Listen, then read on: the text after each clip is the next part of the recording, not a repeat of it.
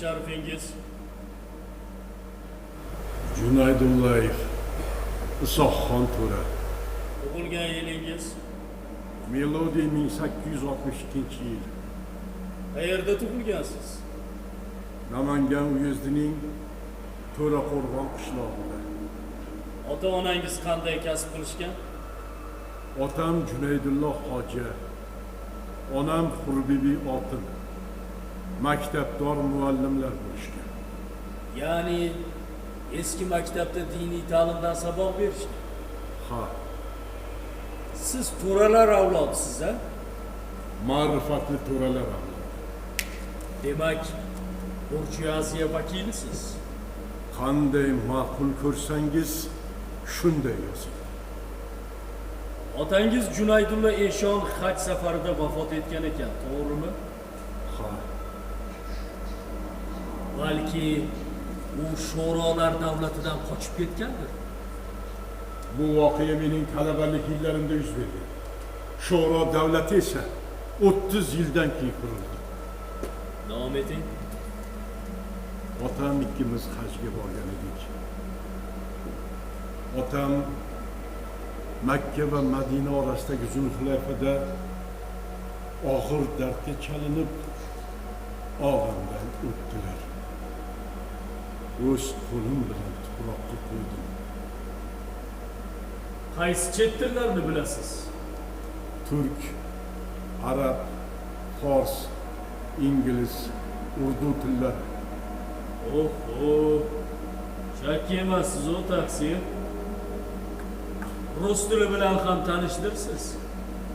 Men ruscha o'zbekcha lug'at tuzib, kitob chiqarganman. Правда? Как ты мне верится в это? Надо верить людям, сын мой. Я удивлен, но, к сожалению, вы враг народа. Обвинять кого-то без доказательства тоже грех. Arab tilida ham shunaqa ravon gapirasizmi? هل أنتم تخوانون اللغة العربية؟ Ya qoilu darsu andamal kanatiflar. نعم، إتى في شبابك حتى تحصلوا على الراحة في الحياة.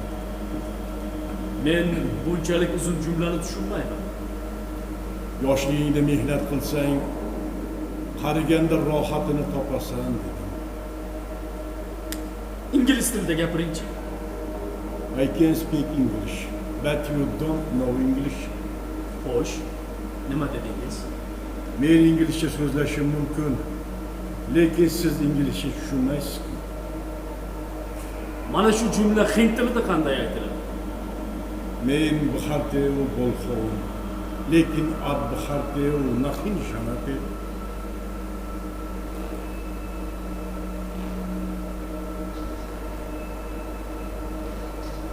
Sizday bilimdon kishini birinchi bor ko'rishim. Balki shuning o'zi yetarlidir. Yoki yana tekshirib ko'rasizmi? Yetarli. Qoyilman sizga Junaydullayev. Qoyilman. Birinchi saboqni qayerda olgansiz? Avvaliga ota-onam qo'lida o'qidim. Keyin Qo'qonda tahsil olganman. Urushlarda qatnashganmisiz? Yo'q. Men ma'rifatchiman. Qayerda o'qigansiz? 24 yoshimda Qo'qondagi Tunqotar madrasasida o'qidim. Madrasani tamomlab, ona yurtim Namanganga qaytib keldim. Namanganda diniy maktab ochdingizmi? Yo'q. Men Tarjimon gazetasi orqali ma'orif yangiliklari bilan tanishdim. Keyin o'z maslagimni o'zgartirdim. Nega? Eski maktabning xalq ma'orifiga yaroqsiz ekanligini tushunib yetdim. Jadidlar yo'lini tanlab, zamonaviy uslubda maktab ochdim. Keyin boylarni bolasini o'qitdingiz. Men hamma bolalarni barobar qabul qildim. Ularga ham diniy, ham dunyoviy ilmlardan ilm o'rgata boshladim. Lekin mutaassib kimsalar meni maktabimga qarshi chiqdilar. Usuli qadim tarafdorlari meni maktabimni qoralab ustimdan ariza yozdilar. Chor hukumati bizni ta'qib qilishga boshladi. Ana xolos. Nahotki shu gaplarning barchasi rost bo'lsa. Afsuski rost. Shundan so'ng volidam bilan hajga ketishga majbur bo'ldim.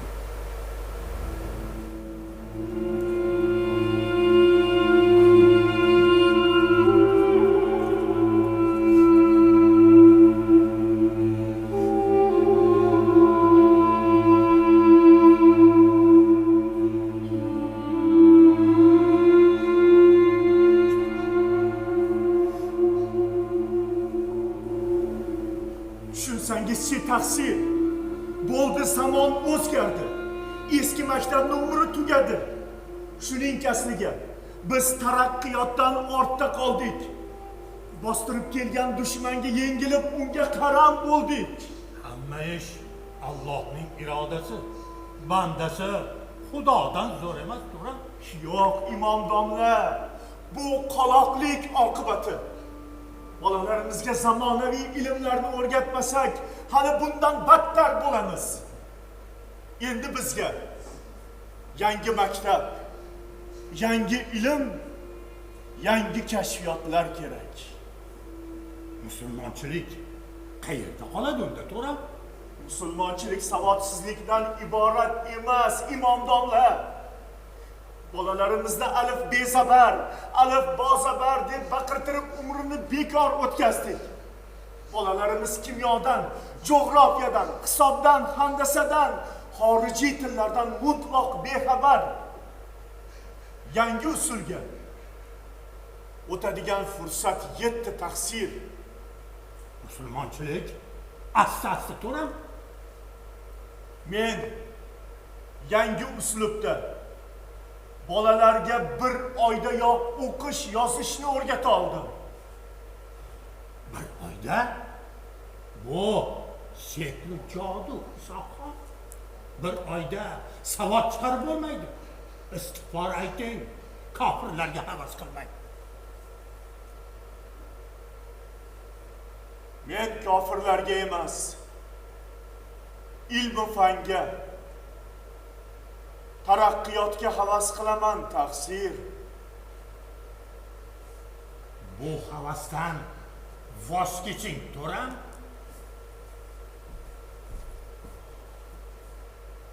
Hozir hamma mullalar sizga dushman. Ular hattoki o'ris to'ralari ham sizga dushman. Ular sizni zindonband qilishni niyatdalar. Agar sizga bir kor hol bo'lsa, biz qay ahvolda qolamiz, to'g'ri?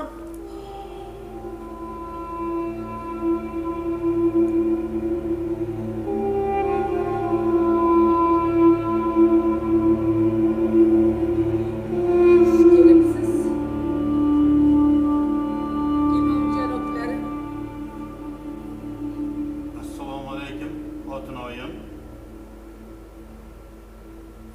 Va alaykum assalom. Taqsir.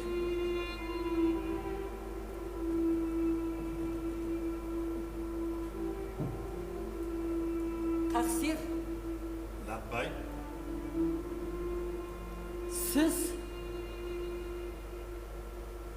Siz bizga qanday yo'l ko'rsatursiz? Bu qanday husumatki? Mullalar o'g'limiz ochgan maktabga qarshi chiqdilar. Xotinoyim. To'raqo'rg'on ahli o'z to'ralarini ardoqlaydi.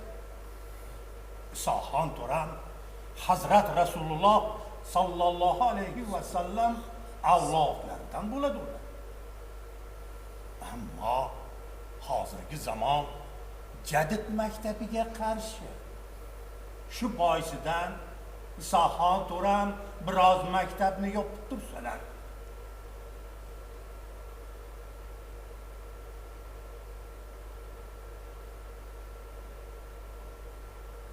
Bu mojaroning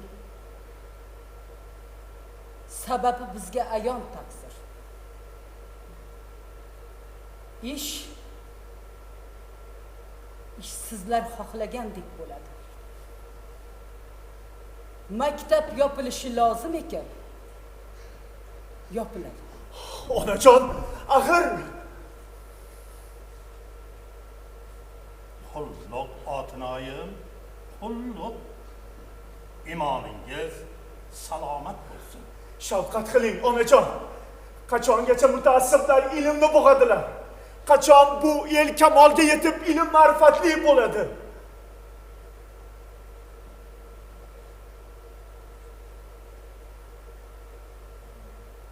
Sabr qiling. Sabr qiling bolam. Har ishning bir hikmati bor. Ammo biz vaqtni boy bermoqdamiz, onajon. Onamizga itoat qiling, to'ram. Barcha qarzdorlarning tilxatlarini olib chiqing bolam.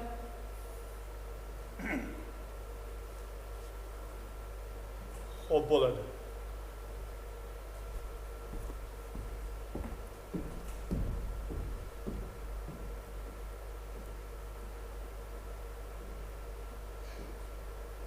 Taqsir Labbay. siz hajga borishni amr etibsiz. İnşallah. Biz bundan mamnunmiz. O'zimiz ham anchadan buyon Baytullohga borish niyatida yurdik. Bizdan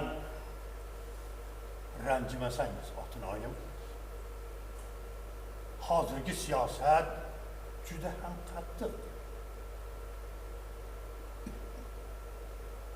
Haq nohaqni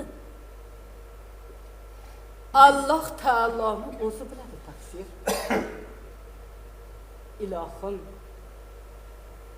Ilohim mana shu tabarruk yurt jumlayi balodin omon bo'lsin.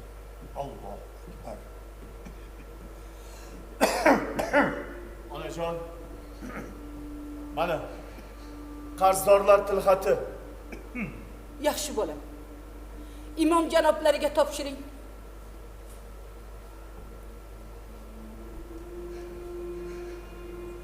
Marhamat, taqsir.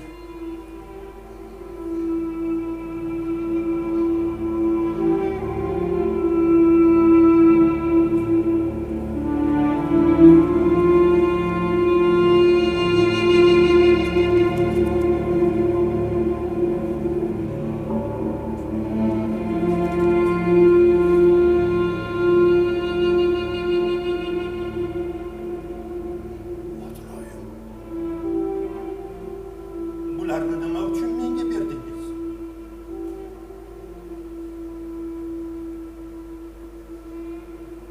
Taqsir.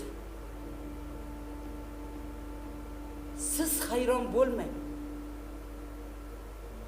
Siz bugun mana shu tilxatlarni o'z egalariga qaytarib berasiz. Biz fisabilloh ularning qazlaridan kechdik. Bugundan e'tiboran bizning oilamizdan hech kimning qarzi yo'q. Axir bu juda katta mablag' otinoyim. Axir Baytullohga yorug' yuz bilan borish kerak taqsirim. Ularga ayting. Ko'ngillari nojam bo'lmasin. Biz mingdan ming rozimiz.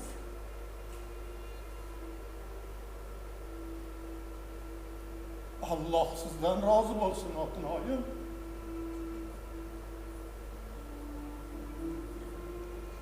Endi bizga oq fotiha bering. Biz o'g'limiz bilan haj safariga jo'naymiz. Ilohi amin. Amin. Qilgan ihsonlaringizni Alloh taolo dargohida maqbul aylasin. Allohning o'zidan qaytsin. Hajlaringiz qabul bo'lsin, Xotinoyim. Allohu akbar.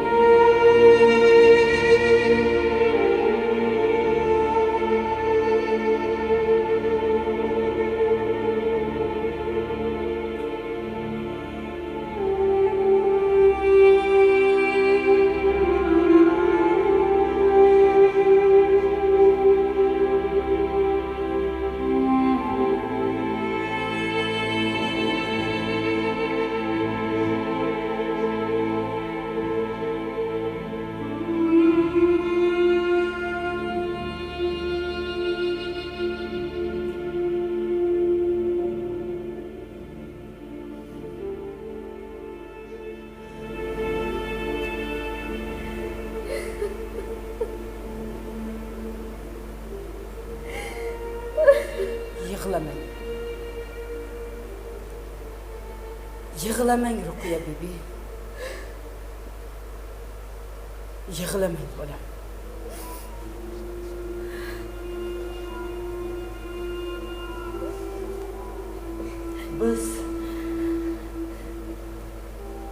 Biz ko'p og'ir kunlarni boshdan kechirdik. Xudo xohlasa bu kunlar ham o'tar ketar bolam. Yig'lama. Onajon, bu niyatdan qayting onajon. Axir siz keksayib qoldingiz. Bir yil bemor bo'lib yotdingiz. Haj safariga chiqish sizga og'irlik qiladi onajon. Bolam. Bu qutlug' yo'lda qanchadan qancha riyozatlarga chidayman. Axir musulmon odam uchun haj qilmoq farz. Onajon, meni ham birga olib keting. Sizni xizmatingizni qilay.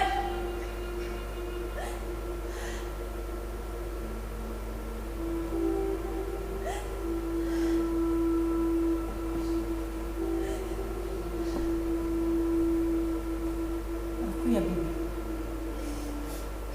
Siz bolangiz bilan qiynalib qolasiz.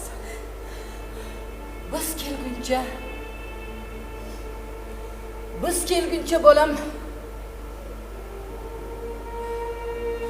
qarindoshlar bilan yashab. Siz uchun ham Ka'bani taboq qilib qaytamiz.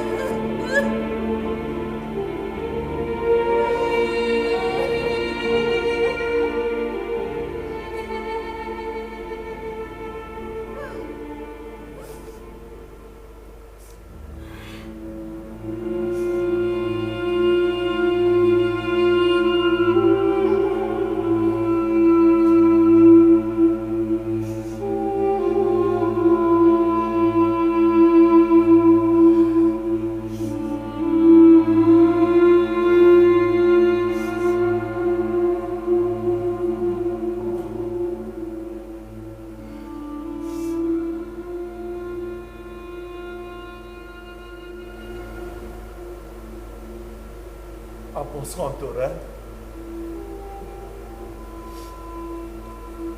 Tuzukmisiz o'g'lim?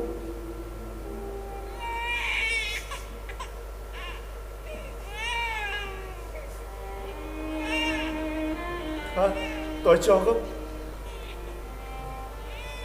Uyqungiz pishdimi? Mana biz ham safarga jo'nadik. Biz qaytguncha bizni sog'inmay turing, toychog'im.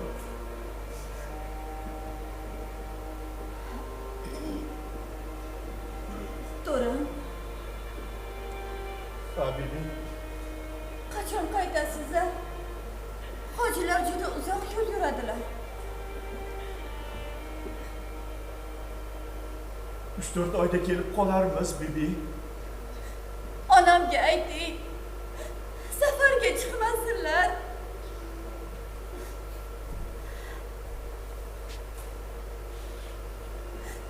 Vohidamni so'zlarini ikki qila olmayapman-da, bibi. O'zimni ham juda ko'nglim g'ash.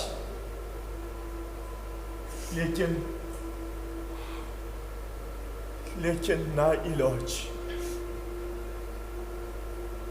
Bo'ldi. Yig'lamang, bibi, yig'lamang.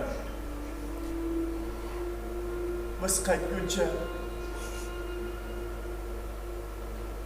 o'zingizni ehtiyot qiling.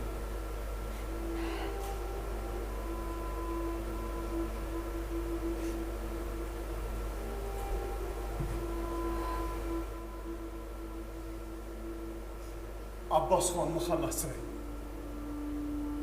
biz yana albatta ko'rishamiz.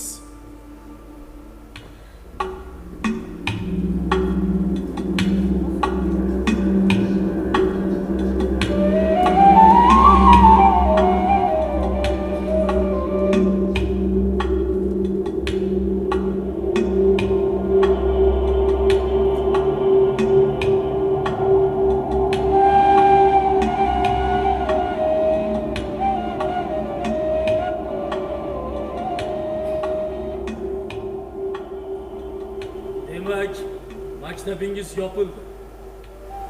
Ha, maktabim yopildi. Inqilobdan avval xalqimiz savodsiz edi. Bunday desak noo'rin bo'ladi. Xalqimiz ba'zi xalqlardan savodliroq edi. Eski maktabning birdan-bir xatosi unda zamonaviy ilmlar o'rgatilmasdi. Natijada biz bir qancha yangi kashfiyotlardan ortda qoldik. Mana shu juda katta xato bo'lgan. Ammo bunday xatolik hamma xalqlarda ham bor edi. To'g'ri, bu fikringizga qo'shilaman. Xo'sh, navbatdagi savol. Qaysi mamlakatlarda bo'lgansiz? Afg'oniston, Turkiya, Yunoniston, Arabiston, Hindiston, Italiya, Fransiya kabi mamlakatlarda bo'lganman. Qaysi shaharlarda? Kobul, İstanbul, Afina, Bombay, Rim, Parij va hokazo. Ey bolam, bu yil 76 yoshga kirdim. Hammasi yodimda yo'q.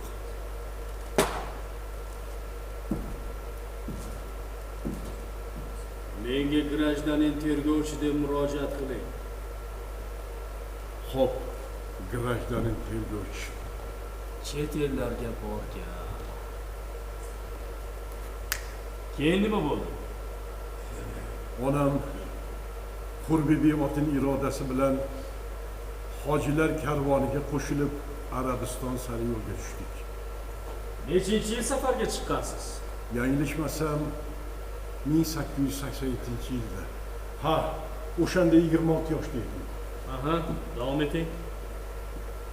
Arabistonning Jidda shahriga borganimizda onam ham og'ir dardga chalinib olamdan o'tdilar. O'tiring Junaydullayev. O'tiring. Tashakkur. Marhamat, davom eting. Taqdir ekan 6 yil avval Otam Junaydilla hojani Zulhulayfaga dafn qilgandim. Onamni esa Jidda tuprog'iga ko'mdim. Shundan so'ng uzoq vaqt Arabistonda qolib ketdim. Nega uyga qaytmadingiz? Bu paytda qayta olmasdim. Nima uchun? Chunki jandarmeriya izimdan tushgandi. Xorijda qancha vaqt yurdingiz? 9 yil. Bu davrda albatta ingliz razvedkasiga ishlagansiz. Men shu yoshimgacha hech kimga bo'ysunmaganman. Faqat xalqimga, yurtimga xizmat qilganman. Yaxshi, o'tiring. O'zingizni bosing. Davom eting. 1892-yili kemaga o'tirdim. Qizil dengiz bilan Hind okeani orqali yurib Hindistonga yetib bordim. Bombay va Kalkutta shaharlarida yashadim. Hindistonda qancha yashadingiz? 4 yil. Nima ish qildingiz? Hindi, urdu, ingliz tillarini o'rgandim. Qadimiy hind yozuvlarini o'rgandim. Kim sizni mablag' bilan ta'minlagan? Bandargohda turli kasblarda ishlab maosh olganman. Hindlar, forslar, inglizlar o'rtasida tarjimonlik qilganman. Savodsizlarga xat va arizalar yozib berardim. Menga yaxshigina haq to'lashardi. Haqiqatan ham taqdiringiz juda ham qiziq ekan. Kitob qilib yozsangiz arziydi. Siz kitoblarni sevasizmi? Albatta. Abdulla Qodiriy mening eng sevimli adibim.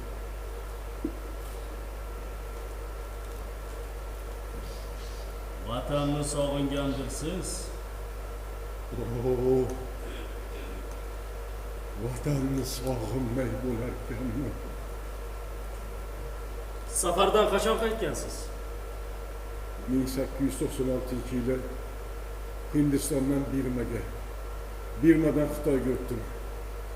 Keyin savdo karvoniga qo'shilib, Qashqar orqali yurib, ona yurtim Namanganga qaytib keldim. Va nihoyat sog'inch azobidan qutuldim. Demak, 9 yildan so'ng vatanga qaytdingiz. Ha, Keyin nima bo'ldi? men bu davrda 8 ta til, 42 ta yozuvni o'zlashtirgan bilimdon edim. Shu sababli davlat rahbarlari menga alohida iltifot ko'rsatishdi. Meni uyez boshqarmasiga tarjimonlikka chaqirishdi. Men rozi bo'lmadim. Nega rozi bo'lmadingiz? Niyatim katta islohotlar qilish edi. Shu sababli Namangan ulamolari meni qozilik vazifasiga tayinlashdi. Bilamiz o'sha qozilarning kimligini. Yo'q, bilmaysiz. U paytdagi qozilarning aytanlik hech qanday huquqlari yo'q edi. Chor hukumati bizni istagan paytda qamab so'roq qilardi. Mahalliy xalq ulug'larini ataylab oddiy xalq orasida oyoq osti qilardi. Demak, siz qozi bo'lib ishladingiz. Shu bilan birga matbuot va ma'rifda faol ish yuritdim. Niyatim o'z xalqimni yuksak madaniyatli, ilm ma'rifatli qilish edi. Bu yo'lda bir talay do'st va bir qancha dushman orttirdim. Junaydullayev, ma'rif sohasida nimalar qilgansiz? Qaysi birini aytay? Yana maktab ochdingizmi? Ha, ochdim. Qayerda? To'raqo'rg'on qishlog'idagi bog'imda. Qizlarni ham maktabda o'qitganingiz rostmi? Rost. Yana xalq orasida norozilik kelib chiqdi. Xotin qizlar savodli bo'lsagina ma'rif o'sadi. Chunki bola tarbiyasi bilan asosan ayollar shug'ullanadi. Junaydullayev, Makeyevlar oilasini Namanganga kim olib kelgan? Men olib kelganman. Husayn Makeyev bilan uning xotini Fotiha Makeyeva xalq ma'rifining chinahkam fidoyilari edilar.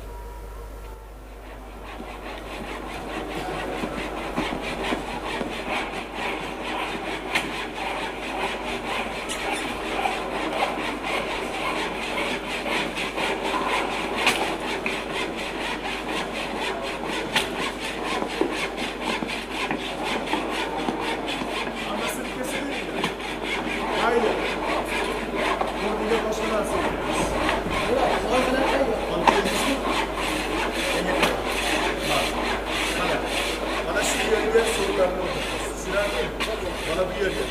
Hozir savoli bu yerga. Voy sho'ri. Voy to'ra. Ha nega bog'ni kestiryapsiz? Axir bu daraxtlar hali yosh-ku. Bu yerda endi gul bog' barpo qilamiz, onasi. Voy o'lmasam, odamlar shu bog'dan islanib turishdi. Bolalar meva-cheva yeb ketishayotgandi. Odamlar madaniy dam ham olishlari kerak, onasi. Maktab talabalari chiroyli so'rlarda o'tiradilar. Mana buni qarang. Bu yerga so'rlarni o'rnatamiz. Ha, bahridillar ochiladi. Gulbog'imiz yana ham shinam bo'ladi. Bu mana bu yerga, ya'ni mana qaraginda shu yerga favvora quramiz. Favvoradan yuqoriga suv otilib turadi. Gulbog'imiz juda ham chiroyli bo'ladi. Hamqishloqlar bu istirohat bog'ida madaniy dam olib ketishadi. Ha o'rik bilan olmani mevalardan to'yib yeb, soyasida dam olib ketsa yaxshi emasmi? Siz to'ramga tushuntiring Fotiha. Axir bu daraxtlar uvola, Muqiyaxon, Isoxon domla xalqni madaniyatga o'rgatmoqchilar. Avropaga borsangiz, shunaqa gulbog'lar bor. Ichida sayr qilsangiz, dilingiz yayraydi. Turan! Nima gap Husayn? Maxtum bilan bir guruh norozi kishilar kelishyapti. Obbo, shu yetmay turuvdi. Siz ishingizni qilavering, keyin gaplashamiz. Xo'p bo'ladi, Turan, xo'p. Fotiha, Labbay. darsni boshlanglar. Xo'p bo'ladi. Ha, sizlar chiqib darsni boshlayveringlar. Turan, sizga Toshkentdan xat kelgan. Xat.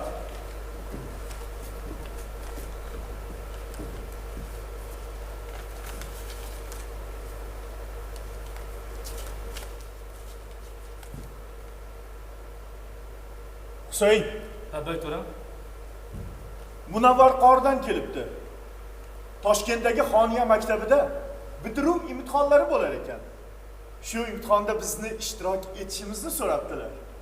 Tayyorgarlik qiling. Albatta. Birgalikda borib kelamiz. albatta.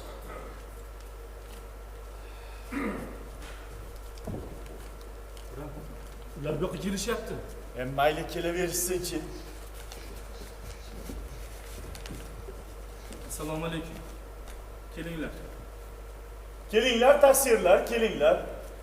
Ha, Isoxon to'ra, ja haddingizdan oshib ketdingiz. Maktabingizni hozirroq yoping. Bu qanday gap, Maxtum aka? Sen tatarjim tur. O'z yurtingga borib siyosat qil. Bu yerda mana bizmiz xo'jayin. Ey, tilingizni tiying, Maxdum.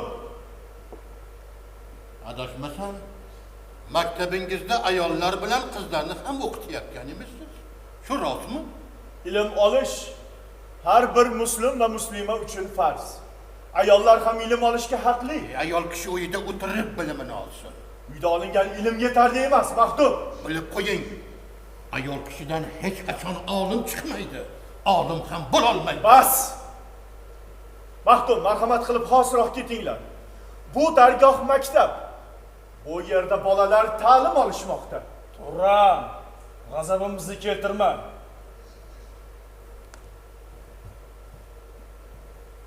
Sizni esa 50 boshi qamoq kutib turibdi. Sizga o'xshagan muttahamlar savodsiz xalqni qonini so'rib yashamoqda. Tuhmat qilmang, Turan. Biz mana bular. Men hamma ishingizdan xabardorman. Shoshilmay turing. Ustingizdan arz qilaman. Qozilarni, ellik boshlarni mazaxlab she'rlar yozasiz. Meni xalq ichida doim beobro' qilasiz.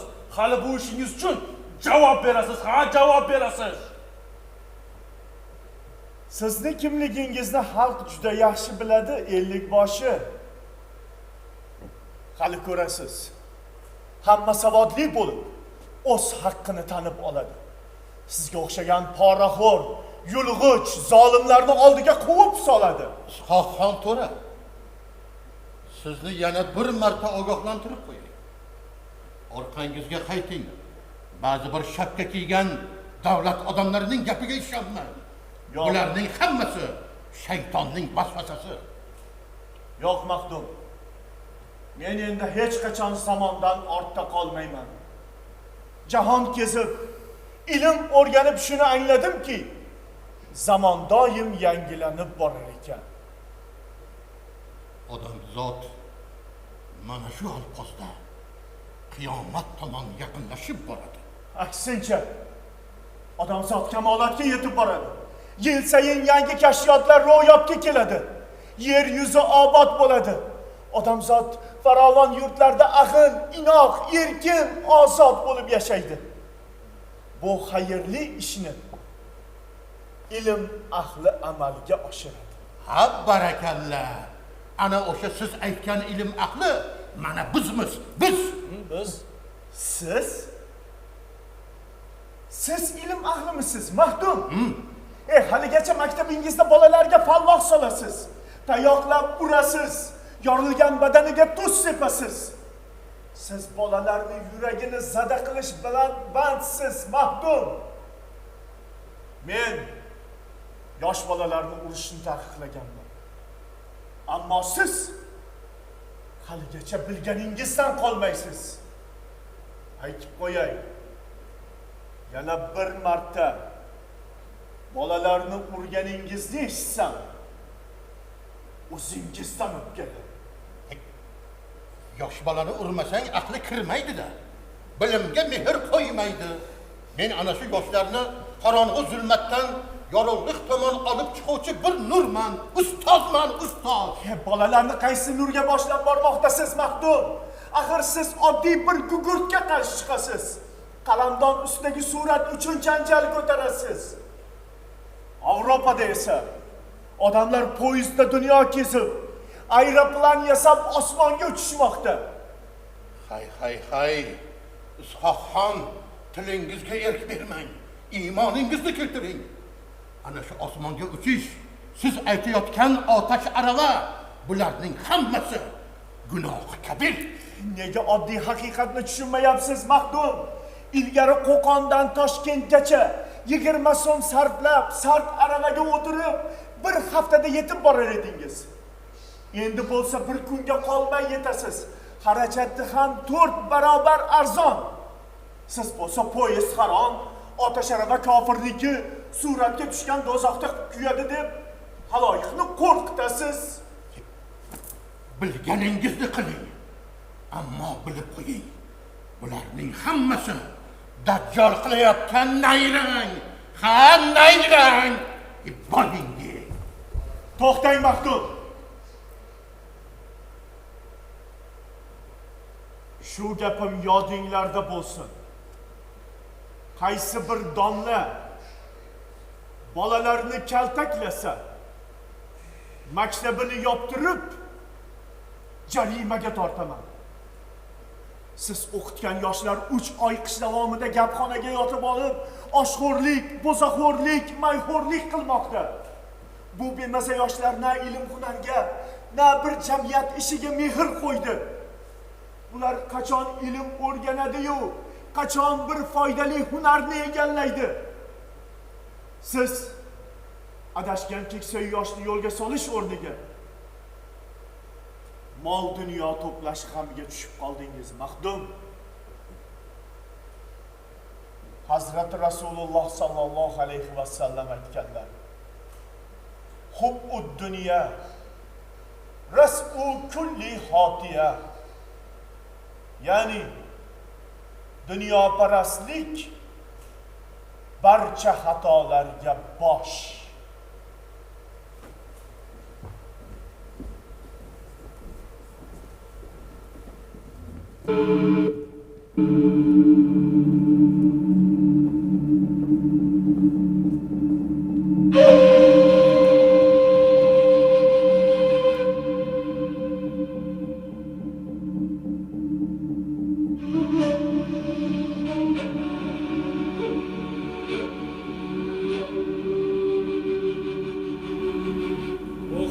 Tushunaydirlar.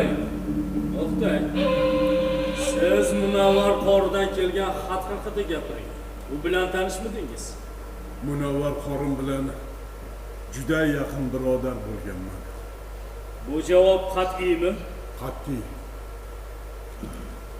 Munavvar qori Abdurashidxonov xalq dushmani edi, buni bilsangiz kerak. Bilaman. U tuhmat va bo'xton qurboni bo'lgan. Bu yog'i bilan ishingiz bo'lmasin.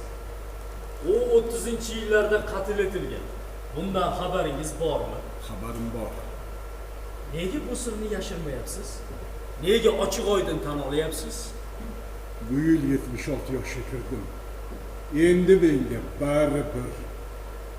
Balki baribir emasdir. Isbotlang. Balki ishonarman. O'g'lingiz Abbosxon To'ra Andijon oblast Shahrixon shahrida yashaydi. Shundaymi? Shunday. Hozir u qayerda? Buni bilasizmi? Oğlum Abbosxon Andijonda. Yo'q, Junaydulbay. O'g'lingiz shu yerda. Mana shu kameralardan birida o'tiribdi. Nega? Nima uchun?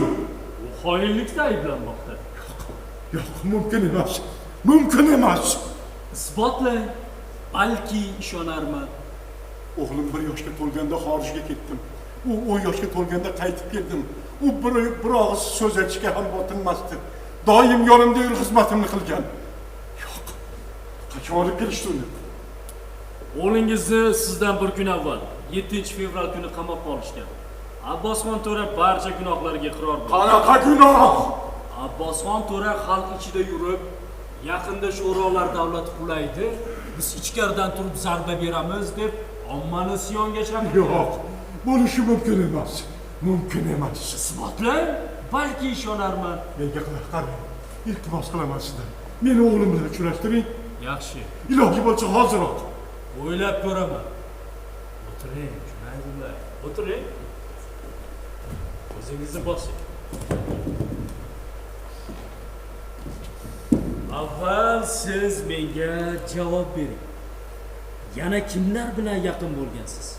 Men barcha jadidlar bilan, davlat rahbarlari bilan inoq bo'lganman.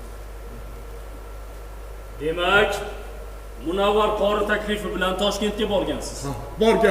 Borganman. Toshkentda yana kimlar bilan uchrashgansiz? Marhum Munavvar qori, Abdulla Avloniy, Mahmud Xo'ja Behbudiy, Xudoyorxonning o'g'illari Ibn Yamin va Tansurullar bilan uchrashdim. Ular bilan birgalikda Toshkentdagi yangi ochilgan Xoniy maktabida bitiruvchilar imtihonida qatnashdim. O'zbek ma'rifining g'alabasini ko'rib, do'stlarim davrasida ichimdan quvondim. Bu bizning eng baxtli onlarimiz edi.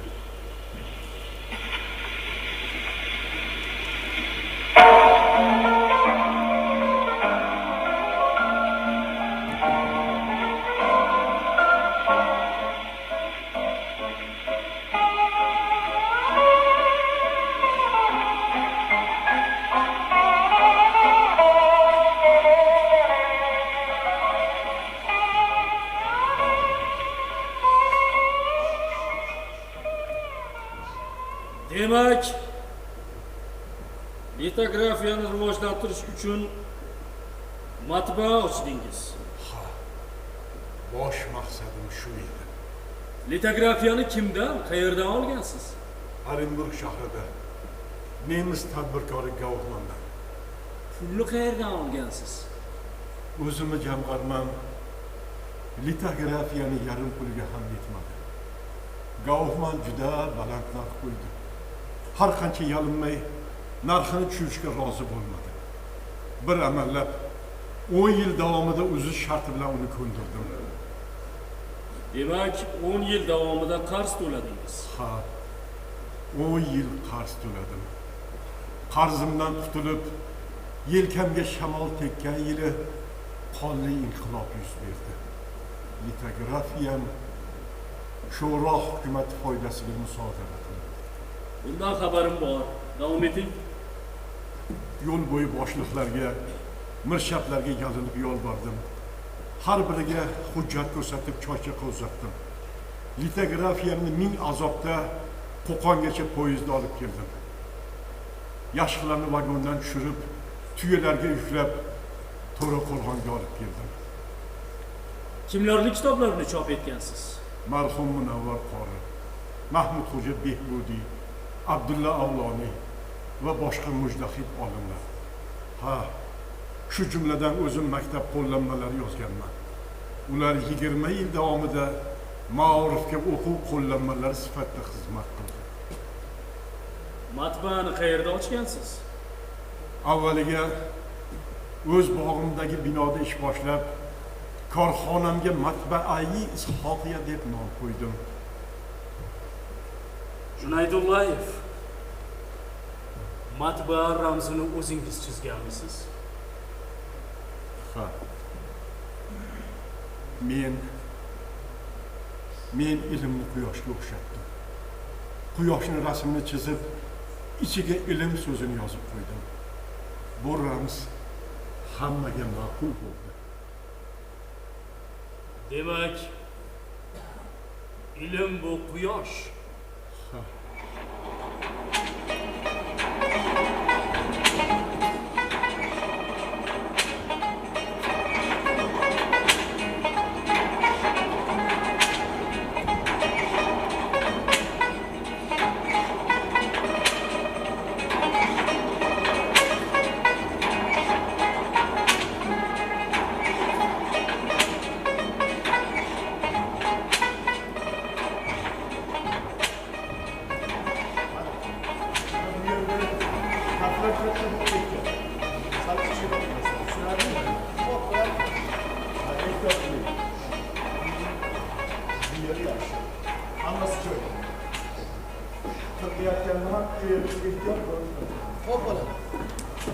Turan, kitoblar nashrdan chiqdi.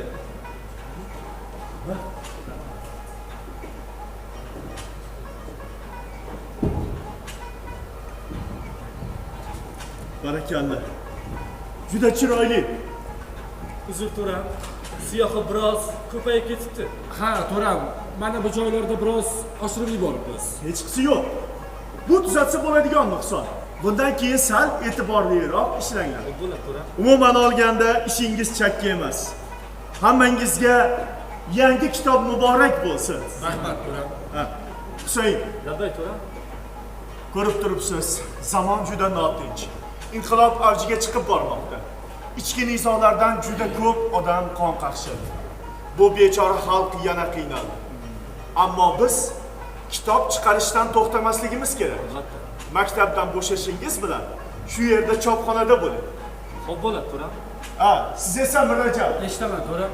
ustoz Shahidiy bilan chopxonani to'liq nazorat qilasiz. Bosh ustiga. Tushunarlimi? Xo'p bo'ladi, to'ram. Abbosxon, Labay dada. siz maktabdan bo'shaganingizdan keyin shu yerda chopxonada bo'lib, og'alaringiz xizmatda bo'ling. Xo'p bo'ladi. Ha. Bayon bitkazdingizmi o'g'lim? Albatta dada. Mana. Unga sizni 17 ta she'ringizni ham kiritdim. Barakalla o'g'lim. Baraka toping, rahmat. Xo'p bo'ladi.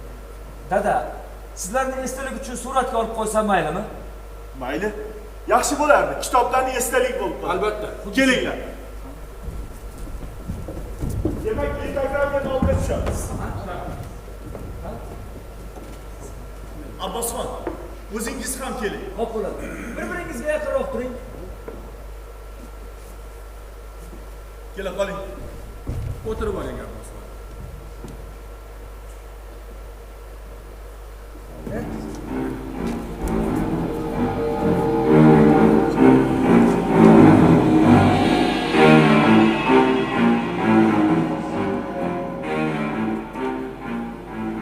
Junaydullayev kim? Ana.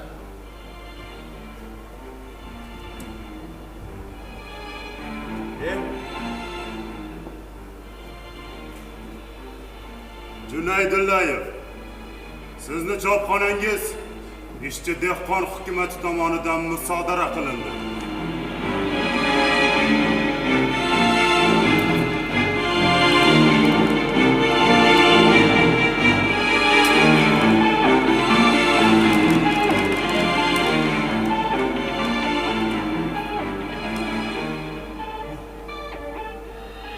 Qanday adolatsizlik! Marhamat qilib binoni bo'shatib qo'ying. Bu bino meni shaxsiy mulkim. Bino ham musodara qilindi. Ha?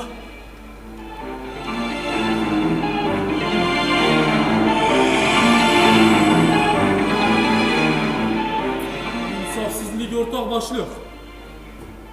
Bu yerdagi fotosalon, litografiya, kitob do'konlari joylashgan hamma binolarni Is'hoqxon To'ram qurganlar. Ularning hammasi To'ramning shaxsiy mulki.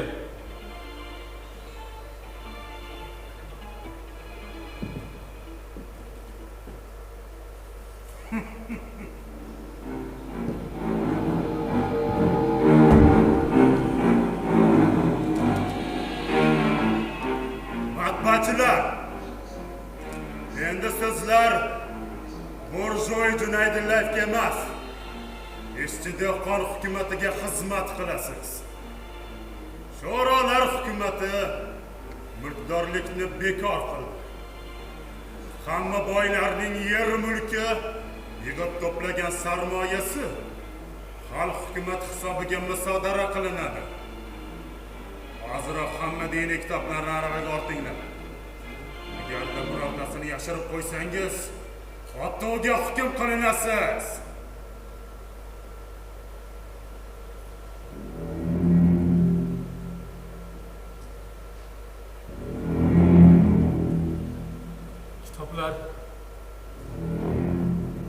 Kitoblar hozircha shu yerda qolsin. Biz ertaga ularni aravaga ortib To'raqo'rg'onga olib ketamiz. Hey!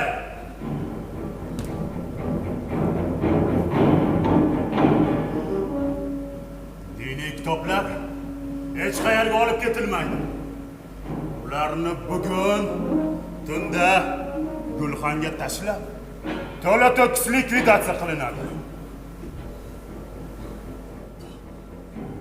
Bu qanday razolat?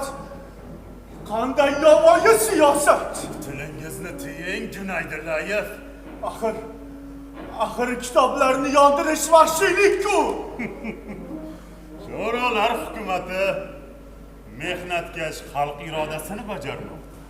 Yo'q. Xalq hech qachon ilmga o't qo'ymaydi. Haqiqatdan qo'rqqan kimsalar ilm fanga, ma'rifatga o't qo'yadilar. Dunyodagi barcha tuzumlar, dunyoqarashlar o'zgarib boradi. Ammo kitoblarda nima gunoh? Kimningdir fikri yoki e'tiqodi kimgadir yoqmagani uchun ilm fanga o't qo'yish shartmi? Kitob kimningdir ko'z nuri, mehnat mashaqqati bilan yaraladi. Kitob insonni zulmatdan ziyoga olib chiquvchi yagona yo'l.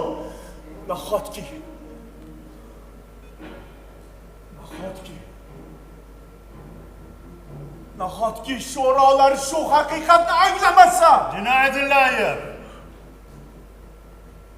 bu sho'rolar hukumatining qarori.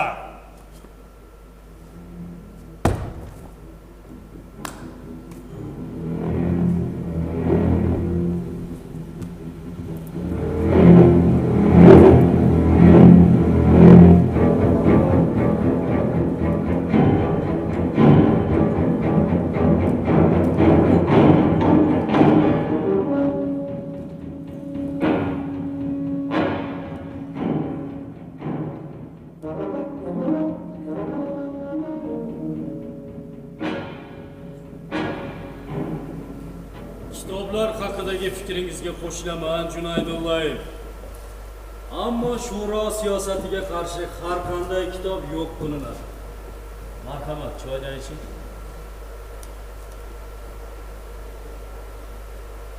Tashakkur. Siz menga o'g'limni ko'rsatmoqchi edingiz. Sabr qiling. O'g'lingiz tez orada shu yerda bo'ladi. Iltimos qilaman sizdan. Iloji bo'lsa o'g'limni qutqarib qoling. Meni mayli, o'limga hukm qilsanglar ham roziman. Ammo o'g'lim begunoh. Sizni Akmal Ikromov bilan Fayzulla Xo'jayevlar shaxsan tanir ekan, shu rostmi? Rost. Hozir ular ham nazorat ostiga olingan. Tez orada likvidatsiya qilinsa kerak.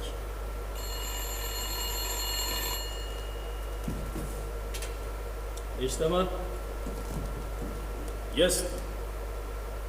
Да. Хорошо. Да.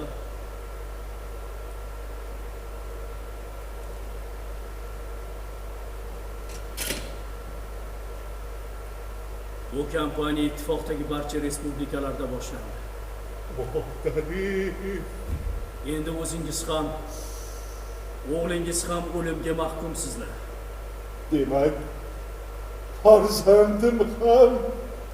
Afsuski shunday. Hozirgina narkomatdan ko'rsatma keldi. Endi bu yerdan biror kishi tirik chiqmaydi.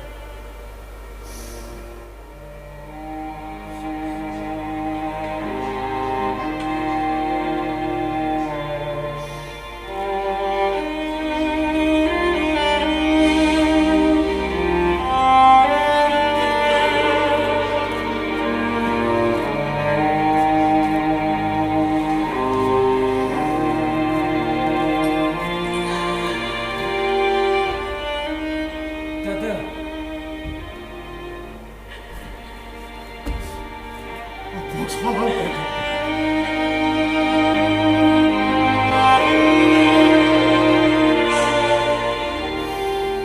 Sizlarni xoli qoldiraman. Vaqtingiz juda oz. Tezroq xayrlashib olinglar. Esingizdami o'g'lim? nima dadajon? İlk bor uchrashganimiz. Esimda. İlk bor uchrashganimizda siz meni mana shunday mahkam quchoqlab olgan edingiz. Onam siz haqingizda ko'p gapirardilar. Meni kelganimga juda sevingan edingiz. Otasining bag'rida har qanday farzand sevinadi. Agar kechira olsangiz meni kechiring bolam.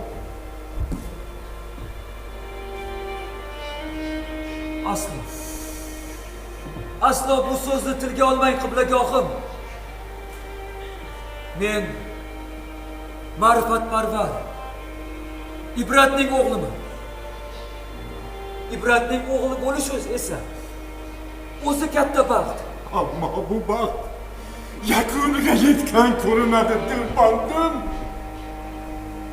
Sezib turibman qiblagohim.